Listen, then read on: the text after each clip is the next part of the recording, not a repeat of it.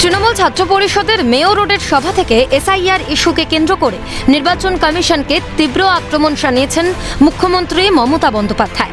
মুখ্যমন্ত্রীর আক্রমণ প্রসঙ্গে পাল্টা আক্রমণের রাস্তায় হেঁটেছে বিরোধীরা। রাজ্যের তৃণমূল কংগ্রেস সরকারের বিরুদ্ধে কমিশনের সঙ্গে আপোষের অভিযোগ এনেছে কংগ্রেস নেতা অধীর রঞ্জন চৌধুরীর মন্তব্য, সুর চড়িয়েও নির্বাচন কমিশনের নির্দেশ মানছে রাজ্য। কমিশন তাকে দেখে নিব, মেরে দিব, ঘিরে নিব। তার খোকাও বলছে 1 লক্ষ লোক নিয়ে রেখে নির্বাচন কমিশন ঘিরবে দিল্লিতে। এখানে 5 লক্ষ যায় না, লক্ষ লক্ষ লোক দিয়ে নির্বাচন কমিশন ঘিরবে। এসআইআর করতে দেবে না, বিলম্ব করলেও এসআইআর হবে না। এখানটাই নির্বাচন কমিশনের দপ্তর ঘিরে নেওয়া হবে, এখানে কোনো রংবাজি চলবে না।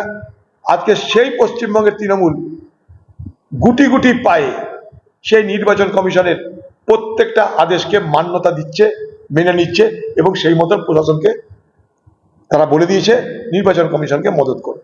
বাংলার মুখ্যমন্ত্রী তারা নিজের প্রয়োজনে বাংলার মানুষকে উত্তেজিত করবে, তারা নিজের প্রয়োজনে সে বিভ্রান্ত করবে, নিজের প্রয়োজনে সে বাহাদুরি দেখাবে, কিন্তু তারপর সুরসুর করে কেন্দ্র এবং নির্বাচন কমিশনের পদাঙ্ক সে অনুসরণ করবে।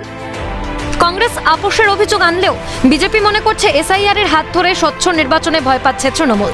রাজ্যের বিরোধী দলনেতা শুভেন্দু অধিকারীর মন্তব্য, নির্বাচন কমিশনকে ভয় পাচ্ছে শাসক দল। এটা উনি আজকে নতুন নয়, 27 ফেব্রুয়ারি 2025 নেতাজি ইন্ডোর স্টেডিয়াম থেকে এই একই রেকর্ড বাজাচ্ছেন। তিনি বর্তমান নির্বাচন কমিশনের যে ফুল প্যানেল তাকে ভয় পাচ্ছেন। সব মিলিয়ে এসআইআর ইস্যুকে কেন্দ্র করে রাজনৈতিক তরজার পারদ চড়ছে। ক্যালকাটা নিউজ।